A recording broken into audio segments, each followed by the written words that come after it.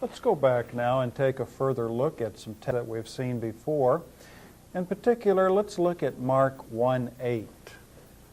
I have baptized you in, with, or by water, but he will baptize you with the Holy Spirit. Now, I'll write these words out a little larger on the pad here. Ego.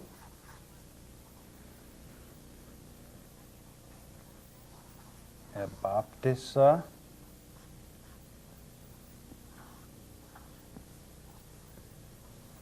Humas. Hudati.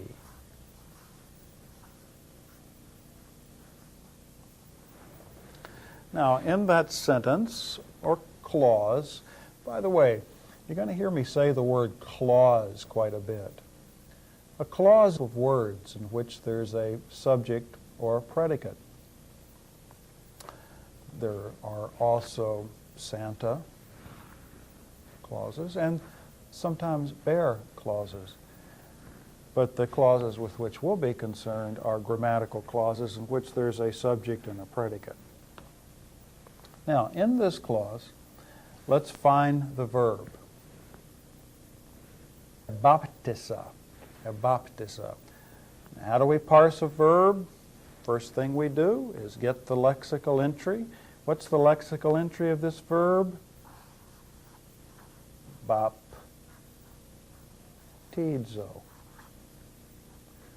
By the way, to just regress a little bit, speaking of Santa Clauses, you know there is a real Santa Claus. His name is St. Nicholas. And he was a bishop in Myra in Lycia. That's in Turkey.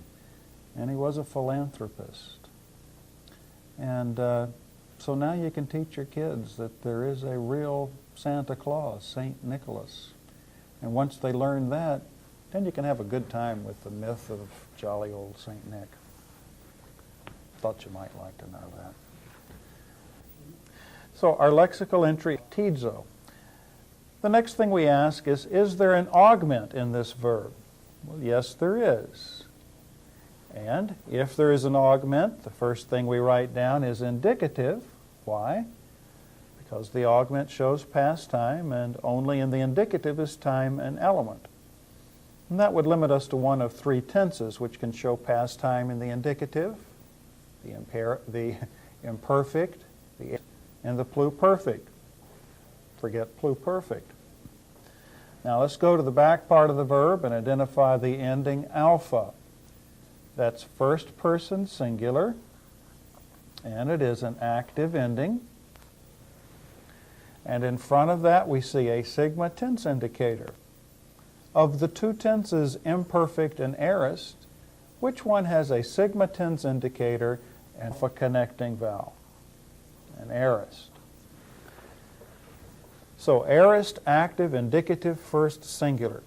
A provisional translation, start with your first singular, I, and then the aorist indicative would be simple past time, I have baptized, or I baptized, or I did baptize.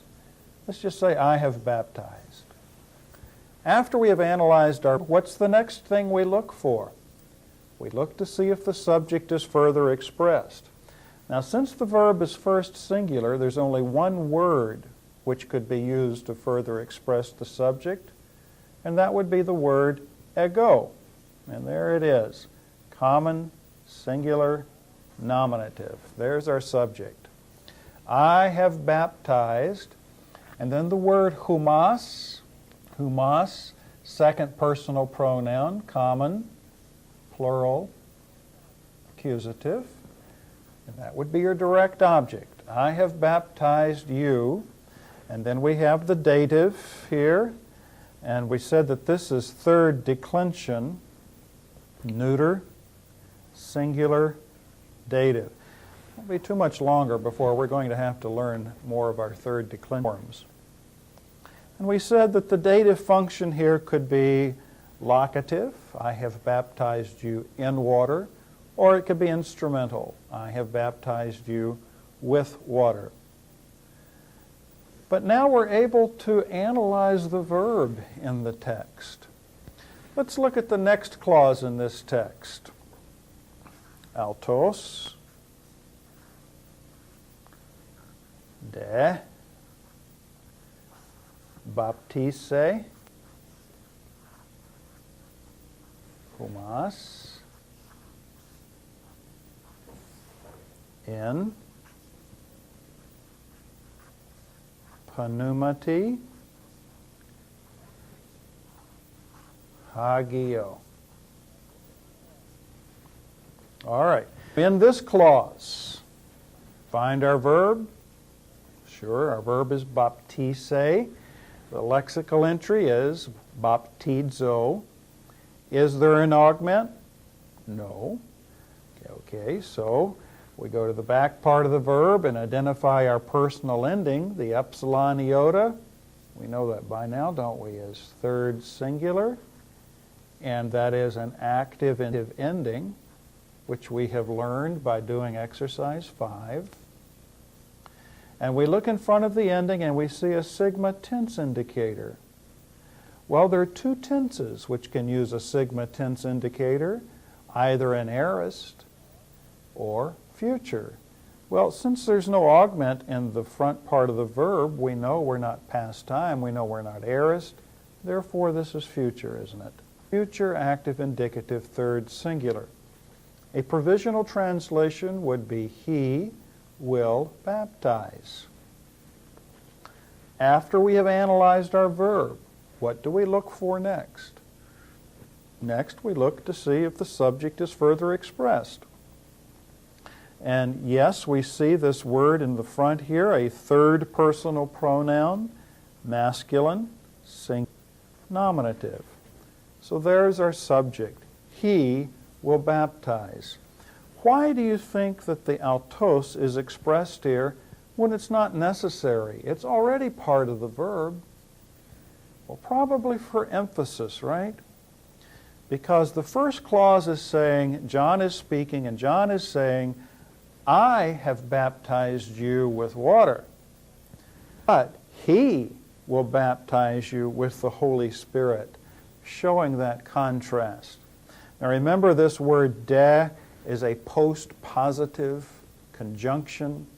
That means that it never occurs as the first word in Greek, even though in our English translation we put it first. Again, the humas, common, plural, accusative, second personal pronoun would be your direct object. Here we have the preposition in, and in is always followed by the dative case. So we have the words pneumati hagio. Pneumati is neuter, singular, dative. Now, if I did not know that, I have some resources that I can use to help me to find how to parse this word. And a little later, I'm going to teach you how to use an analytical lexicon. It is a dictionary or a lexicon which parses all of the words in the New Testament and tells you what their lexical entry is. And then this word for holy is an adjective.